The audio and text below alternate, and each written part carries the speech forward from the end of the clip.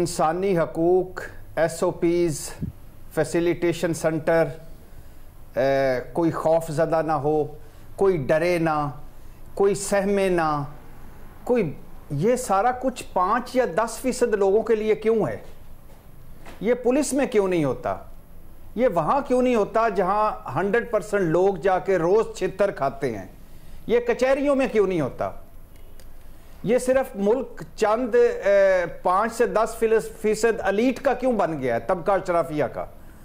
ये मुल्क इनकी चरागाह क्यों है जिनकी 5 बर्रे आज़मों में जायदादें हैं? और दूसरा जनाब स्पीकर, माजी की गलतियां ठीक करने की कोशिश है। वाह जनाब स्पीकर, माजी की गलतियां अगर हम ठीक कर लें तो नैब की ज़रूरत ही ना रहे। हमने तो आज भी उन माजी की गलतियों को सर आंखों पर बिठाया हुआ है, और हम तो वो बदनसीब हैं जो गलतियां भी पुरानी करते हैं, नई गलती भी नहीं कर पाते, मक्खी पे मक्खी मारी जा रहे हैं। जनाब स्पीकर, वो नैब जिसकी बुनियाद नवाज शरीफ साहब ने एहतसाब ब्यूरो की शक्ल में रखी, आप उसी नैब की बात कर रहे होंगे। आप उसी नैब की बात कर रहे होंगे जिसे ख़त्म करना था मिसाके जमहूरियत का एक अहम नुक्ता। आप उसी नैब की बात कर रहे होंगे जिसके बारे में नवाज शरीफ साहब ने कहा था कि हमने इसके पर काटने हैं जब इक़्तिदार में आएंगे। गालबन आप उसी नैब की बात कर रहे होंगे जनाब स्पीकर जिसमें जरदारी साहब से शायद खान अब्बासी साहब सब मुत्तफिक हैं कि नैब और पाकिस्तान साथ साथ नहीं चल सकते, नैब और मईशत साथ साथ नहीं चल सकते। जनाब स्पीकर, आप उसी नैब की बात कर रहे हैं जिसके बारे में नवाज शरीफ साहब ने बिल आकर एक दिन कह दिया कि भाइयों हमने तो नैब भुगत लिया, अब आप भुगतो। और जनाब स्पीकर, आप उसी नैब की बात कर रहे हैं जिसमें PDM जो पाकिस्तान की 75 साला तारीख की सबसे बदतरीन हुकूमत साबित हुई 16 महीने की, उसमें मुल्ज़मों और मुजरमों ने अपने केसों को सामने रखकर अपने वकीलों को साथ बिठाकर नैब तरमीम की, और 4 मरतबा की। पहली अपने लिए, फिर अपने मुखालफीन के लिए, मतलब तहरीक इंसाफ और इमरान खान के लिए। और आज नैब सिर्फ तहरीक इंसाफ और इमरान खान पर फोकस करके बैठा है। बाकी कहाँ गए वो 1100 अरब के करप्शन स्कैंडल्स? कहाँ गए वो 35 अरब के जाली अकाउंट्स मनी लॉन्ड्रिंग वाले जरदारी साहब?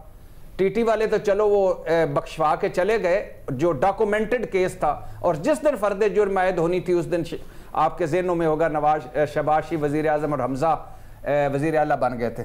जनाब स्पीकर, ये वो मुल्क है, हम वो बदनसीब हैं कि 22,000 ब्यूरोक्रेट्स हमारे दोहरी शरीयत के हामिल हैं, और अकलियत को निकाल कर हमारा हर ब्यूरोक्रेट अकलियत को निकाल कर करप्ट है, और ऐसी ऐसी उसकी दास्तानें हैं कि माली अरबपति हो गए हैं यहाँ। और जनाब स्पीकर, अकलियत को निकाल कर हमारा हर ताजर करप्ट, टैक्स चोर, जखीरा अंदोज। ये वो मुल्क है जनाब स्पीकर जहां पेंडोरा लीक्स हुई, पैनामा लीक्स हुई, दुबई लीक्स हुई, स्विस लीक्स हुई, इट पट्टो ते थल्लो करप्शन कहानी जनाब स्पीकर। और कितने और SOPs बनाएंगे इन लोगों के लिए? आप कितने और फैसिलिटेशन सेंटर बनाएंगे? ये पूरा मुल्क इनके लिए फैसिलिटेशन सेंटर है।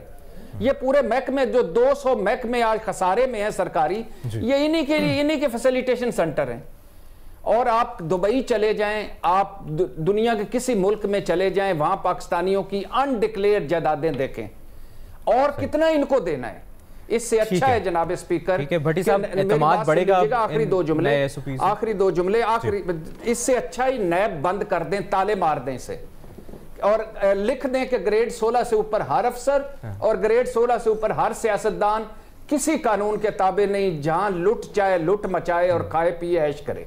ठीक है, कैसी बातें करते हैं, क्या SOPs, क्या कुछ इस मुल्क के साथ क्या हो गया है, और आप इनको फैसिलिटेशन ये भी देख लें। कुछ इन्होंने कोई बेहतरी आई तो मुझे पकड़ लीजिएगा, आपको लगता है कुछ भी नहीं आना है। ये सारी सब कुछ बाहर, इनकी जायदादें बाहर, पोशाकें बाहर, खुराकें बाहर।